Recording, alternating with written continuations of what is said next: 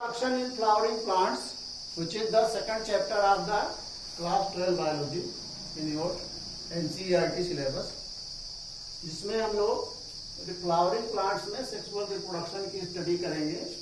और ये flowering plant जो हैं largest group of plants angiosperm से बिलोंग करते हैं, जिसमें सीड्स जो हैं वो सीड कोट से कवर्ड रहते हैं। और इस चैप्टर के अंदर हम not only the sexual reproduction, we will also study about the seed and fruit formation. So, how seeds and fruits are formed, what is the sexual reproduction, what is pollination, और pollination के पहले जो events होती हैं उन सबको हम लोग पढ़ेंगे। सेक्सुअल रिप्रोडक्शन में क्या होता है कि sexual reproduction in flowering plants leads to transformation of diploid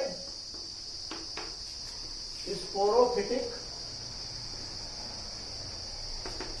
cells into haploid gametophytic cells. Haploid gametophytic cells. कहने का मतलब क्या हुआ कि जो डिप्लॉयड स्पोरोफिटिक सेल है उसका ट्रांसफॉर्मेशन गैमेटोफिटिक हैप्लॉयड सेल में होता है। इससे क्या होता है कि जो गैमेटोफिटिक सेल्स का में ट्रांसफॉर्मेशन हो रहा है स्पोरोफिटिक सेल्स का डिप्लॉयड का, उससे क्या होगा, it leads to the formation of gametes, it leads to the formation of gametes, their fusion, इससे गैमीट्स का जो है फॉर्मेशन होगा, उनका फ्यूजन होगा। Then formation of zygote, formation of zygote followed by formation of embryo, then followed by the formation of new plant body, or you can say development of new plant body.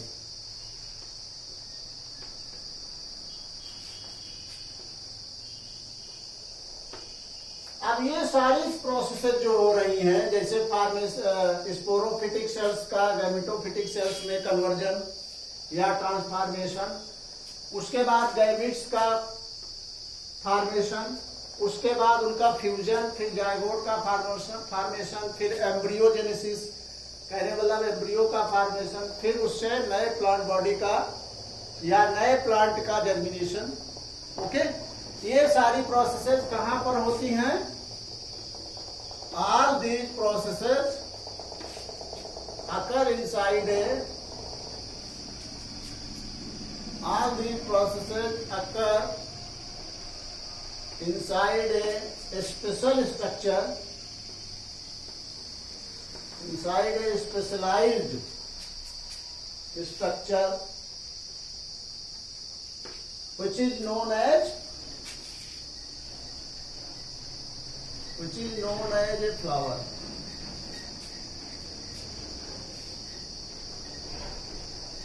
कहने का मतलब जितनी ये सारी processes हो रही हैं ये सब एक स्ट्रक्चर के अंदर होती हैं फ्लावरिंग प्लांट्स में, इसीलिए इनको फ्लावरिंग प्लांट्स कहा गया है कि जिस ऐसे प्लांट जिसमें फ्लावरिंग होती हो, जो जिनमें फूल खिलते हो, तो उसी फूल के अंदर, उसी जो है फ्लावर के अंदर ये सारी प्रोसेसेस होंगी। क्या क्या?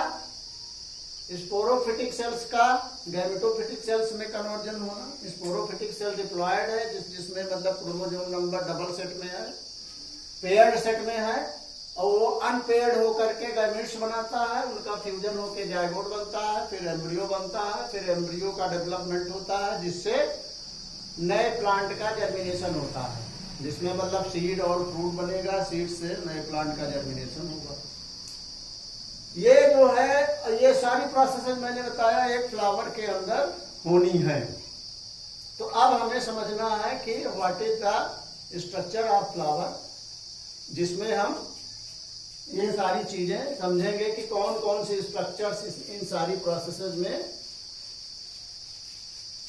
पार्टिसिपेट कर रही हैं। अब पहले तो आप ये जान लीजिए कि इस चैप्टर के अंदर जो है आप ओवरऑल एक ओवरव्यू आपको हम दे रहे हैं कि स्टेप वाइज आप कौन कौन सी चीजें स्टडी करने जा रहे हैं। तो क्योंकि ये सारी प्रोसेसेस एक फ्लावर के अंदर हो रही हैं, तो we have to study first of all the structure of flower, structure of a typical flower.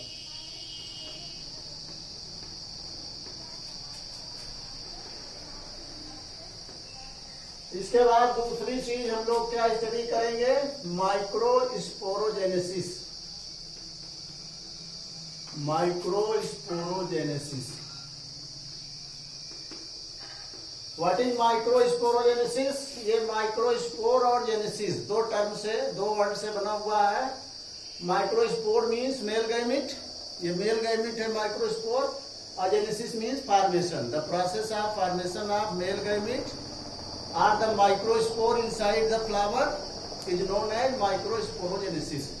और ये फ्लावर के अंदर एक स्ट्रक्चर होती है माइक्रोस्पोरेंजियम, उसी के अंदर ये प्रोसेस होती है। तो we will study in the detail in this chapter later on. And the third process is known as megasporogenesis. Megasporogenesis,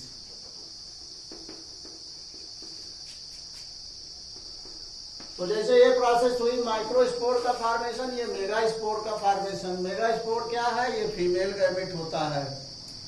इसका फॉर्मेशन कैसे होता है? ये मेगास्पोरेंजियम या ओव्यूल के अंदर फॉर्म होता है। इसको हम डिटेल में आगे एक जब इसका नंबर आएगा तो पढ़ेंगे। फोर्थ हम पढ़ेंगे पॉलिनेशन।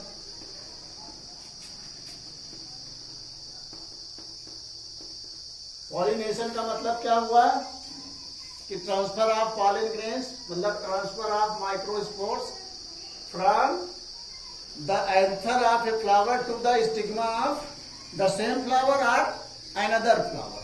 इस प्रोसेस को हम पॉलिनेशन कहते हैं। इसको भी हम डिटेल में पढ़ेंगे, कितने टाइप का होता है और इसके क्या क्या एजेंट्स हैं, मतलब कैसे कैसे होता है।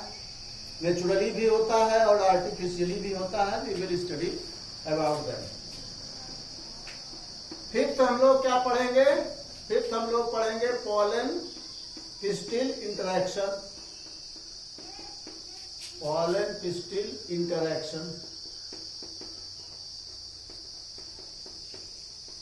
इसमें हम लोग क्या स्टडी करेंगे कि पॉलन ग्रेन जब पिस्टिल पर पहुंच जाएगा, कहने का मतलब जब माइक्रोस्पोर या मेल गैमेट जो है, पिस्टिल मीन्स, पिस्टिल जो है ये फीमेल रिप्रोडक्टिव आर्गन का एक हिस्सा है या फीमेल रिप्रोडक्टिव आर्गन है, जिस पर पॉलन ग्रेन यानी मेल गैमेट जब पहुंचेगा तो उसका दोनों का कैसे इंटरेक्शन होगा, उनमें आपस में कैसे फ्यूजन होगा, इसको हम डिटेल में बाई फिगर आपको स्टडी कराएंगे, पढ़ाएंगे। सिक्स्थ आप पढ़ेंगे सीड एंड, फिर इसके बाद जो है embryogenesis. Embryogenesis, pollen pistil interaction के बाद एम्ब्रियोजेनेसिस, इसी में आपको जो है फर्टिलाइजेशन की भी स्टडी करा दी जाएगी। और फर्टिलाइजेशन में जो है इसमें एक यूनिक फिनोमेना होती है। जैसे जितने भी ऑर्गेनिजम्स होते हैं सब में सिंपली फर्टिलाइजेशन होता है, लेकिन एंजियोस्पर्म से एक ऐसे यूनिक फ्लावरिंग प्लांट्स हैं जिसमें एक स्पेशल टाइप ऑफ फर्टिलाइजेशन होता है, जिसको हम डबल फर्टिलाइजेशन कहते हैं। तो ये डबल फर्टिलाइजेशन आपको हम बताएंगे व्हाट इज दैट। ओके, जिसमें एक बार जो है दो मेल गैमीट डिस्चार्ज होते हैं। जब पॉलन ग्रेन यहां से मतलब पॉलिनेट होकर के ट्रांसफर होकर के स्टिग्मा पर आता है पिस्टिल के, तो उसमें जो मेल गैमीट है या पॉलन ग्रेन है उससे पॉलन ट्यूब का जर्मिनेशन होता है। तो उस पॉलन ट्यूब से टू मेल गैमीट्स जो है डिस्चार्ज होते हैं, 2 मेल गैमीट डिस्चार्ज होते हैं। एक जो है एक सेल से फ्यूज होता है, दूसरा जो है वो पोलर न्यूक्लियाई से फ्यूज होता है। मतलब जो एम्ब्रियो सैक होता है, that means the female gametophyte, जिसको हम एम्ब्रियो सैक कहते हैं, तो उसमें 2 पोलर न्यूक्लियाई होते हैं और एक जो है एक सेल होती है। तो एक मेल गैमीट जो है एक सेल से फ्यूज होता है और दूसरा मेल गैमीट उन 2 पोलर न्यूक्लियाई से फ्यूज होते हैं। तो कहने का मतलब 2 बार फर्टिलाइजेशन हो रहा है। ओके, तो ये प्रोसेस कहलाती है डबल फर्टिलाइजेशन। तो जो क्या कहते हैं एग सेल से मेल गैमीट फ्यूज होता है, उस प्रोसेस को हम सिंगेमी कहते हैं। The fusion of one male gamete with the egg cell is known as syngamy and the other male gamete fusion of other male gamete with the 2 polar nuclei is known as triple fusion. तो इस तरीके से 2 fusion हो रहा है, एक triple fusion है, एक syngamy, and both these processes are conjugately known as, या इनको हम कंबाइन कर दें तो these are known as jointly known as double fertilization. Okay, तो this phenomena is only seen in angiosperms. फिर एम्ब्रियोजेनेसिस, मतलब इससे जायगोट बनेगा और एंडोस्पर्म बनेगा, 2 चीजें इसमें बनेगी। जायगोट बनेगा सिंगेमी से और एंडोस्पर्म बनेगा ट्रिपल फ्यूजन से। तो ये जब दोनों प्रोसेस हो जाएंगी तो उसके बाद एम्ब्रियोजेनेसिस, एम्ब्रियो का फॉर्मेशन होगा। The process of formation of embryo is called embryogenesis. 7th आप पढ़ेंगे seed and fruit formation. Seed and fruit formation, seed और फ्रूट कैसे बनता है ये भी आपको इसी चैप्टर में पढ़ना है। और एक लास्ट जो टॉपिक आपका आएगा उसमें आपको पढ़ना है आपको mixes, parthenocarpy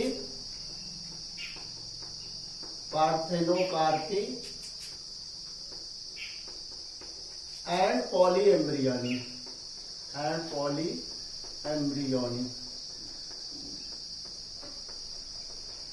So these are the topics which have to studied by you stepwise. Okay, first you have to study the structure of a typical flower. So now we are going to study the structure of a typical flower. How is a flower made in the earth? What is the structure of a flower in the angiosperm, and what is the role of a flower in the sexual reproduction? Now we have to know that the flower is a modified condensed shoot. Flower is nothing but modified condensed shoot. What is shoot? The part of the plant above the ground. जैसे मान लीजिए soil है, तो soil में roots होती हैं flower किसी भी प्लांट की, और उसके ऊपर वाला जो हिस्सा है above the soil, this is known as root, and this is known as root. Only 2 basic parts are seen. Only 2 main parts are seen in a plant. One below the ground, that is root system, and one above the ground, that is known as shoot system. तो shoot का ही एक modified हिस्सा है कौन? Flower. Flower जो है वो क्या है? शूट का ही एक मॉडिफाइड हिस्सा है। और ये कहां से एराइज होता है? Arises from axle. एक्सिल से निकलता है। एक्सिल का मतलब हुआ कि जैसे एक ब्रांच में लीफ होती है, ट्विग में, और लीफ से लीफ और उस जो है ब्रांच के बीच में जो हिस्सा बनता है, जैसे मान लीजिए कि ये जो है ब्रांच है और यहां से लीफ निकली, ओके, तो लीफ और ब्रांच के बीच का जो ये पार्ट है दैट इज एक्सिल। ओके, तो ये एक्सिल जो है, इसी एक्सिल से फ्लावर का फॉर्मेशन होता है। ओके, ये एक्सिल कहलाता है। तो एक्जिल में स्मॉल लीफ लाइक स्ट्रक्चर होती है, small leaf like structure,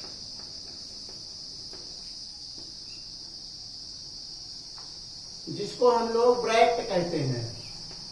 what we say it, that is known as bract. तो उसी ब्रैक्ट से क्या कहते हैं, फ्लावर की ग्रोथ होगी, फ्लावर वहीं से निकलेगा। ओके, अच्छा, फ्लावर में, किसी भी फ्लावर में ए फ्लावर हैज, मतलब जितने भी फ्लावर हैं, मैं सबकी बात बेसिकली कर रहा हूं कि ये फ्लावर कंसिस्ट ऑफ 4 होल्स। इसमें 4 होल्स होते हैं, 4 होल्स या 4 पार्ट्स आप कह सकते हैं। कहीं कहीं पार्ट्स लिखा रहता है, लेकिन इसको हम होल्स ही इसलिए क्यों कहते हैं, क्योंकि ये एक साइक्लिक अरेंजमेंट में लगे रहते हैं। तो कोई भी जो है मतलब पार्ट, किसी भी प्लांट का, एनिमल में कोई भी स्ट्रक्चर, कोई भी ऑर्गन अगर वो साइक्लिक मैनर में लगा हुआ है या सर्कुलर मैनर में लगा हुआ है, तो उसे हम होल कहते हैं। तो ये 4 होल्स होते हैं। इसमें से लोअर 2 होल्स जो होते हैं, लोअर 2 होल्स, जिनको हम calyx and Corolla, lower 2 holes calyx and Corolla, नीचे के 2 जो लो होल्स होंगे उनको हम कैलिक्स और कोरोला कहते हैं। ये जो है नॉन एसेंशियल होल कहलाते हैं, नॉन एसेंशियल। अभी नॉन एसेंशियल क्यों कह रहे हैं, इसको हम भी आपको बताएंगे। नॉन एसेंशियल, या इसको हम एक्सेसरी भी कह सकते हैं, या जो है ये हेल्पिंग होल्स कहलाते हैं। ऐसा क्यों है, क्योंकि इनका जो है रिप्रोडक्शन में, मतलब जो टॉपिक हम लोग पढ़ रहे हैं, the sexual reproduction, they have no role to play in sexual reproduction. They only protect the part of the flowers, वो केवल फ्लावर के पार्ट को ही प्रोटेक्ट कर रहे हैं। So they have no role to play in, okay okay, तो उनको जो है इसमें कोई रोल प्ले नहीं करना है, तो इसलिए इनको हम कहेंगे नॉन एसेंशियल और एक्सेसरी। आपको बताया कि ये flower consist of 4 holes, 4 parts उसमें होते हैं, क्योंकि ये साइक्लिक मैनर में इनका अरेंजमेंट होता है, अरेंज रहते हैं, इसलिए जो है इनको हम होल्स कहते हैं, ना कि पार्ट्स कहना ठीक रहेगा। जो लोअर 2 होल्स हैं उनको हम कैलिक्स और कोरोला कहते हैं। तो कैलिक्स और कोरोला जो है ये नॉन एसेंशियल या एक्सेसरी या हेल्पिंग होल्स भी कहलाते हैं, क्योंकि इनको जो है सेक्सुअल रिप्रोडक्शन में कोई रोल प्ले नहीं करना है। They have not to play any role in the sexual reproduction, they are only supporting the other 2 whorls which are responsible for sexual reproduction or which play role in the sexual reproduction. Now we will study about the other 2 holes which are very important for the sexual reproduction in flowering plants, which leads to the formation of seed and fruit. And those 2 holes are known as the other 2 holes. The other 2 holes are called as androecium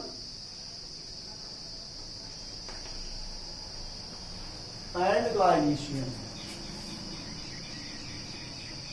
gynoecium. Okay, androecium और गायनीशियम जो है दूसरे 2 holes हैं, इनको हम essential whorls कहते हैं। These are termed as essential whorls. इनको हम एसेंशियल होल्स क्यों कह रहे हैं, because they are playing the role in the sexual reproduction in flowering plants. Now we will study the 4 holes one by one. all the four horns one by one, and the first horn is known as calyx. Calyx क्या है? This is the first horn, outermost horn of the flower. ये flower का सबसे बाहरी horn होता है. Okay, जैसे जब फ्लावर बड कंडीशन में होता है, आपने देखा होगा कि फ्लावर का पहले बड बनता है, फिर उसका वो ब्लूम होता है. मतलब जब फ्लावर की मतलब ब्लाजम करता है, खिलता है, तो फ्लावर पूरा ओपन हो जाता है. ओके, तो उसके सारे पार्ट दिखने लगते हैं. लेकिन सबसे पहले वो जब बड कंडीशन में रहता है तो यही जो है दिखता है आपको. कौन? कैलिक्स. इसी के अंदर जो है फ्लावर बंद रहता है. Okay, suppose this is the bud and the all the parts that is corolla, androecium, gynoecium are enclosed inside the calyx. तो इसके जो इंडिविजुअल पार्ट्स होते हैं, individual appendages of the calyx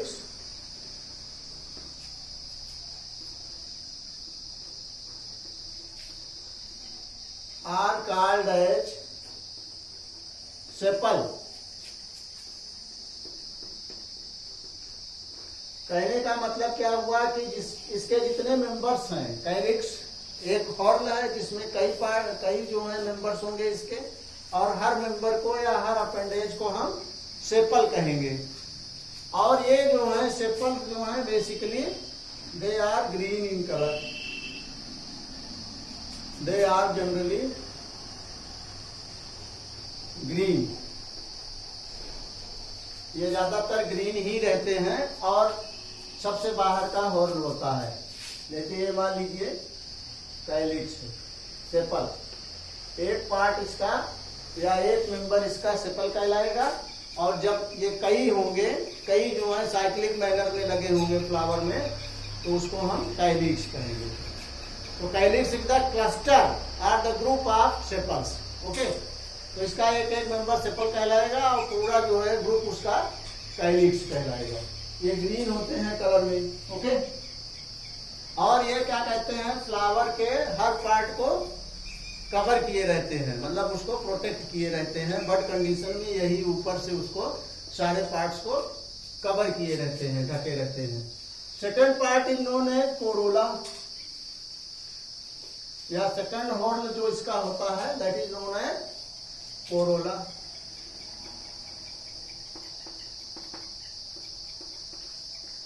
Corolla क्या है? ये second horn of flower.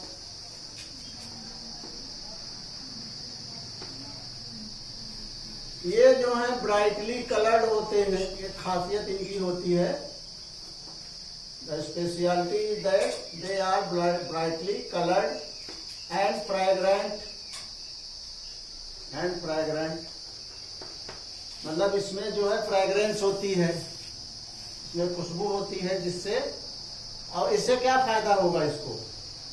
What will be the advantage of that? The insects and other persons or other animals will be attracted towards them and it will help in the pollination. तो इससे क्या होगा? It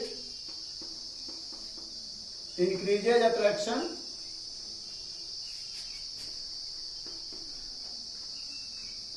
It increases attraction and help in pollination. इससे जो है pollination में इनको help मिलेगी. ओके, ये भी जो है इनकी जो नंबर है, जैसे सेपल की या जो कोरोला के जो मेंबर्स हैं उनको हम पेटल्स कहते हैं. Individual appendages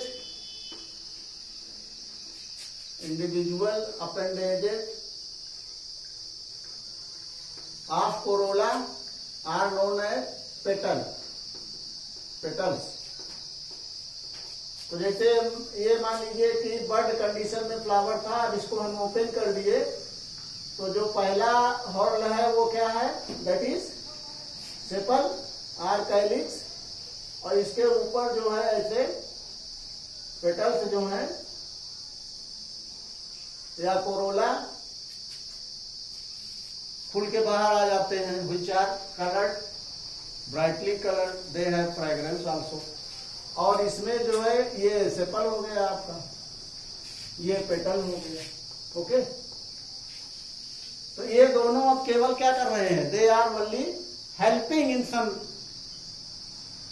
processes. जैसे कैलिक्स जो है हेल्प कर रहा है फ्लावर को सपोर्ट करने में, उसके पार्ट्स को आपस में बंद करने में, और पेटल जो है हेल्प कर रहा है पॉलिनेशन में। लेकिन इनसे सेक्सुअल रिप्रोडक्शन हो रहा है ऐसा नहीं है, तो इसीलिए इनको हम हेल्पिंग या नॉन एसेंशियल फोर्स कहते हैं। Our next topic will be androecium.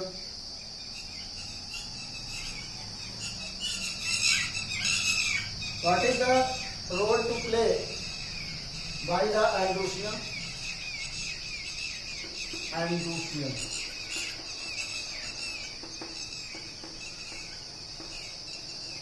it is the male whorl of the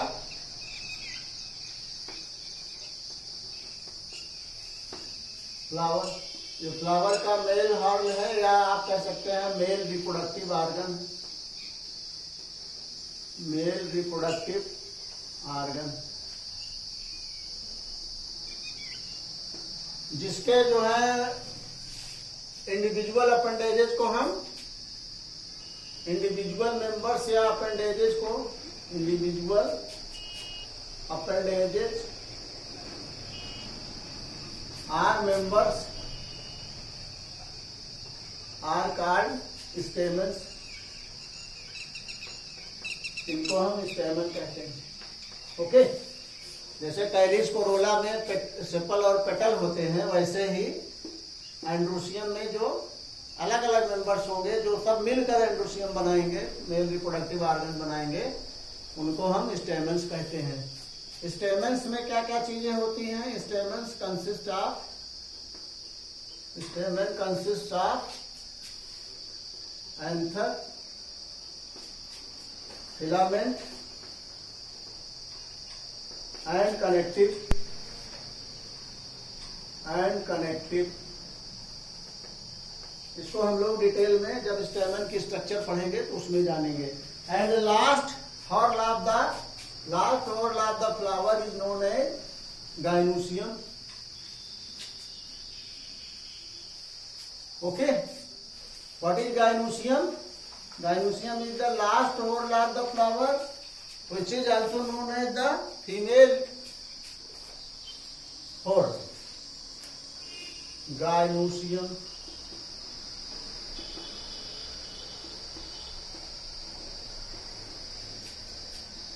female whorl of the flower।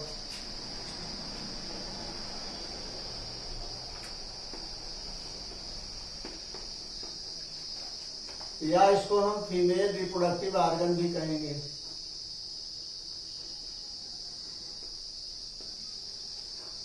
इसका जो अपेंडेज होगा, इंडिविजुअल अपेंडेज, उसको हम कहेंगे पिस्टिल या कार्पेल भी कहते हैं, कार्पेल।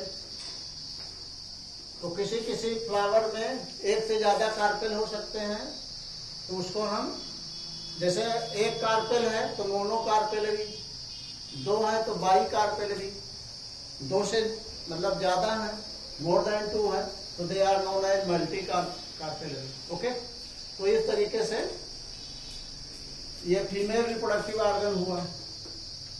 इसके अंदर जो है, इसमें क्या क्या हिस्से होते हैं? What are the parts of the pistil? Pistil consist of